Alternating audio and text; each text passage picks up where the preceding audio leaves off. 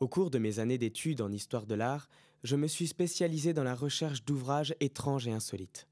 C'est en fouillant dans les réserves de la bibliothèque de médecine de Strasbourg que j'ai découvert cet objet mystérieux. Un atlas anatomique pas tout à fait comme les autres. Une étude complète sur le système nerveux périphérique du corps humain, ouvrage révolutionnaire et pionnier, s'il en est, réservant encore certaines parts d'ombre. Dès sa parution entre 1861 et 1867, il a pu poser des questions éthiques, morales, mais aussi esthétiques.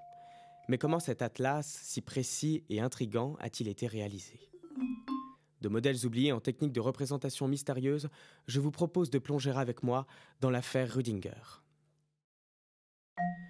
À l'origine de notre enquête, un anatomiste brillant, Nikolaus Rüdinger. Après avoir exercé comme assistant dans un cabinet d'anatomie, on lui proposera un poste de prosecteur à l'université de Munich. Le jeune Rüdinger est tout aussi passionné que doué. Il sera cependant longtemps rejeté du fait de son niveau d'études jugé insuffisant, mais finira par devenir professeur titulaire et conservateur de collection de l'Institut d'anatomie de l'université de Munich. Ce revirement de carrière, il le doit sans doute en partie à une des œuvres majeures, son atlas anatomique du système nerveux. Lors de ses années d'exercice en tant que prosecteur, Rüdinger élabore une méthode de préservation des corps digne d'un réel savant fou. Il s'inspire alors des techniques du docteur Nikolai Pirogov, un médecin russe qui avait l'habitude de congeler les corps avant leur dissection. Rüdinger reprend le processus de congélation en y ajoutant sa touche personnelle.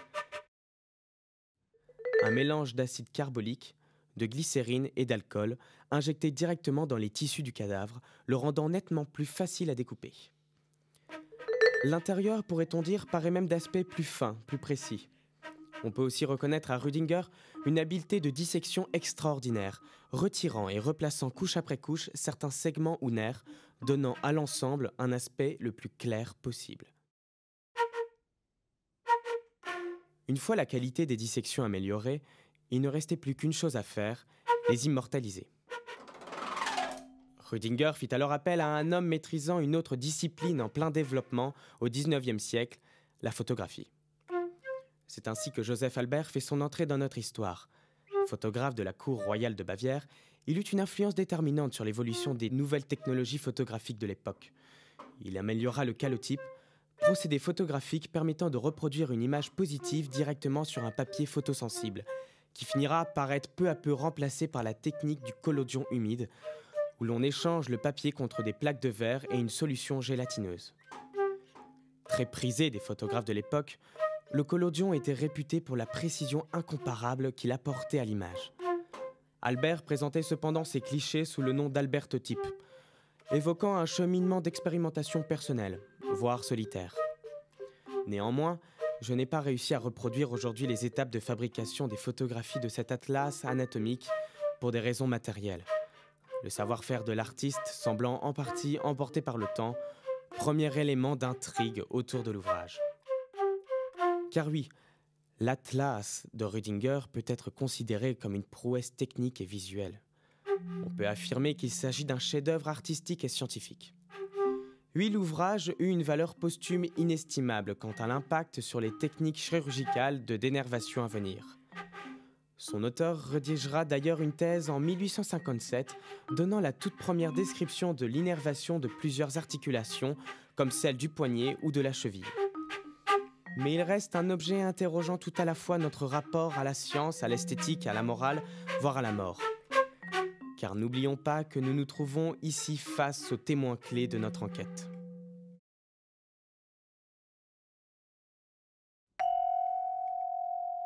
Peut-être avez-vous été frappé par la force ténue de notre présence, nos regards qui détournent les vôtres. Peut-être une question reste dans votre esprit.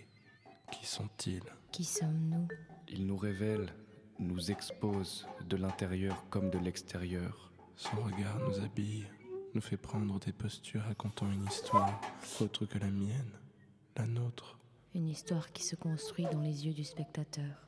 En effet, le projet se montre contradictoire à de nombreuses reprises. L'utilisation de la photographie montre de vrais corps et non des modèles dessinés comme on pouvait en trouver à l'époque dans d'autres atlas anatomiques du système nerveux, notamment celui d'Arnold Friedrich, publié en 1834. Reconnaissez tout de même que la photographie semble être encore aujourd'hui le seul moyen de capter la nature dans toute son objectivité. L'outil graphique parfait au service de la science et de la connaissance. Ce qui me valut sûrement le plus de reproches concerne aussi les retouches dessinées que je décidais d'apporter aux images d'Albert. J'ose penser que le médecin use de son scalpel de la même façon que l'artiste use de son pinceau, afin de rendre visible ce qui ne l'est pas.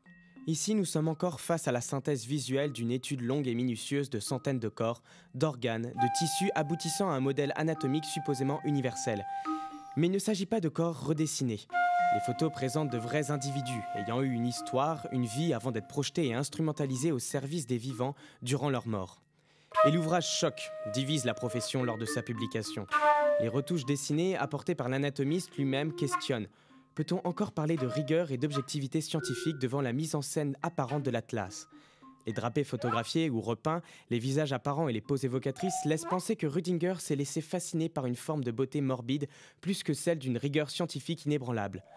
Quand bien même les intentions du médecin resteraient irréprochables, elles ont certainement ouvert la voie et encouragé ce qui fut considéré comme des dérives telles que le cinéma opératoire du chirurgien Eugène Ledoyen, filmant et projetant des dissections au grand public. Quelles sont les limites éthiques entre la pédagogie par l'image et le grand spectacle ? Si certains anatomistes comme Friedrich faisaient le choix de donner l'identité de leur modèle, ce ne fut pas le cas de Rüdiger. Ce dernier prit soin d'emporter son secret avec lui. Comment ces gens se retrouvèrent dans cet ouvrage ? Quelle fut la raison qui les mena à passer du statut d'être de chair et de sang à des représentations inanimées en papier ?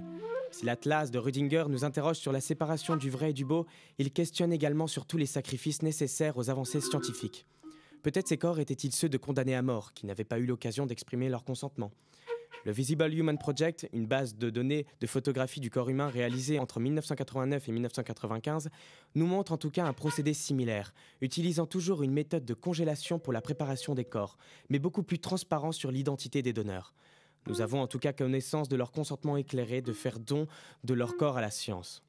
Il ne faut pas oublier que les ouvrages scientifiques restent finalement des témoignages socioculturels de leur époque. Les résultats de mon enquête sur la fabrication de l'Atlas de Rüdiger s'arrêtent ici pour le moment. Mais je vous laisse libre de tirer vos propres conclusions de ce face-à-face inhabituel et fascinant.